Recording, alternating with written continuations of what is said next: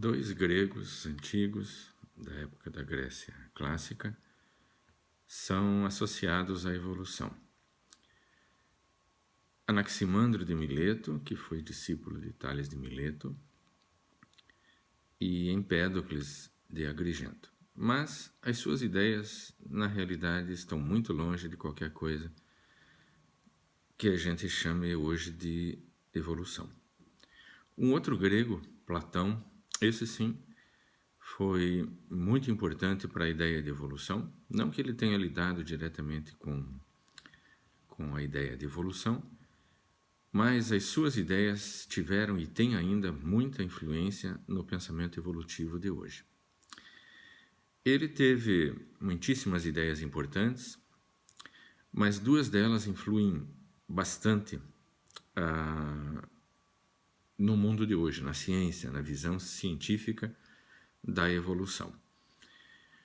O Platão propôs a existência do mundo ideal.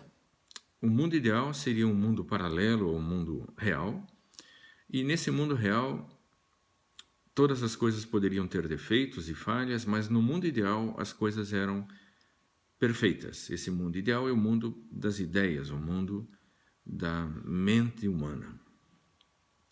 Então, nesse mundo ideal, as coisas eram perfeitas, as coisas correspondiam à ideia que nós humanos temos delas.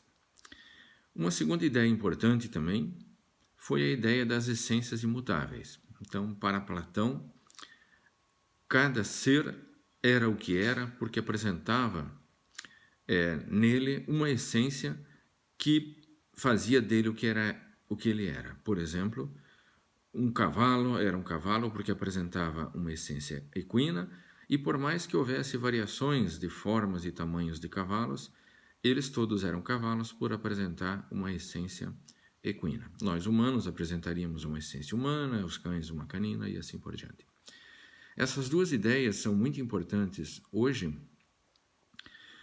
porque elas serviram de base para o pensamento filosófico ocidental, e as pessoas hoje ainda aceitam a ideia de que uma espécie não pode ser transformada em outra porque cada uma apresenta a sua própria essência. Não foi a intenção de Platão, obviamente, influir nos fenômenos tão posteriores a ele, mas as pessoas hoje acham que cada ser apresenta uma essência e que isso impediria que uma espécie se convertesse em outra. Ou seja, a ideia de Platão, impregnada em várias correntes filosóficas, principalmente nas religiosas ocidentais, impedem ou atrapalham ou dificultam que as pessoas aceitem que uma espécie possa se converter em outra. Então, é importante conhecer Platão por esse motivo.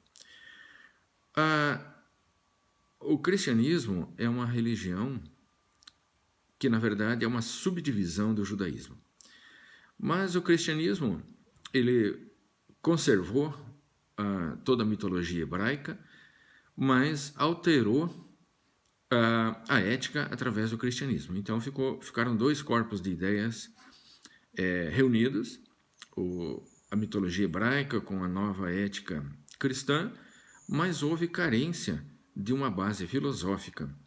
Então, Agostinho de Hipona, que viveu mais ou menos nos anos 400 depois de Cristo, ele pegou as ideias de Platão e converteu na base filosófica da Igreja cristã.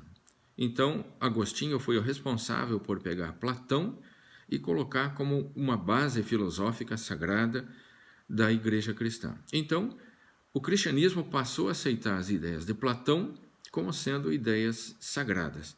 E como o cristianismo se difundiu através da influência que a Europa teve no mundo todo, as pessoas passaram a aceitar, e aceitam até hoje, as ideias de Platão como sendo ideias sagradas cristãs.